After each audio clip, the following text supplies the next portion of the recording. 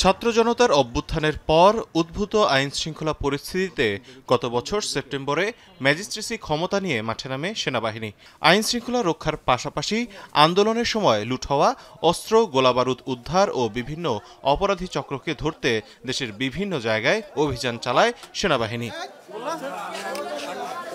বুধবার in-aid two civil পাওয়ারের আওতায় নিয়োজিত সেনাবাহিনীর কার্যক্রম নিয়ে সংবাদ সম্মেলন করে আইএসপিআর।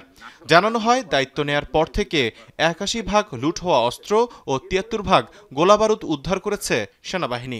আইনের আওতায় আনা হয়েছে ১৯,০০০ অপরাধীকে। শতকরা ৮১ ভাগ হারিয়ে যাওয়া অস্ত্র উদ্ধার করতে সক্ষম হয়েছি এবং শতকরা ৭৩ ভাগ হারিয়ে যাওয়া গোলাবারুদ আমরা উদ্ধার করেছি। আমরা ১৯,০০০-এর উপরে অপরাধীকে গ্রেফতার করেছি, যাদের মধ্যে কিশোর গ্যাং, ডাকাতি, চাঁদাবাজির অপরাধ উল্লেখযোগ্য। আইএসপিআর এর পক্ষ থেকে জানানো হয়, সুষ্ঠু নির্বাচন আয়োজনে সরকারকে সর্বোচ্চ সহযোগিতা করবে সেনাবাহিনী। মোতায়েন করা হবে প্রায় ১ লাখ সেনা। বলা হয়, সুষ্ঠু নির্বাচন হলে স্থিতিশীল হবে দেশ, ব্যারাকে ফিরবে সেনাবাহিনী। আমরা আশা করি যে নির্বাচন হলে দেশের স্থিতিশীলতা আরো ভালো হবে, আইন শৃঙ্খলা পরিস্থিতি ধীরে ধীরে স্বাভাবিক হবে এবং সেনাবাহিনী তখন সেনানিবাসে ফিরে যেতে পারবে।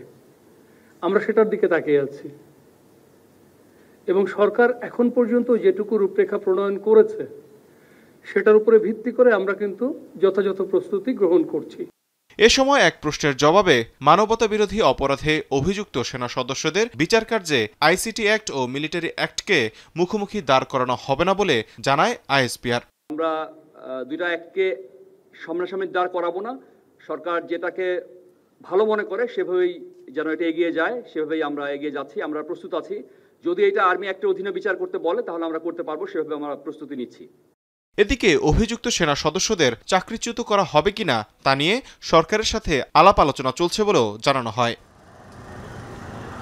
তৌহিদুল তারেক, এখন, ঢাকা।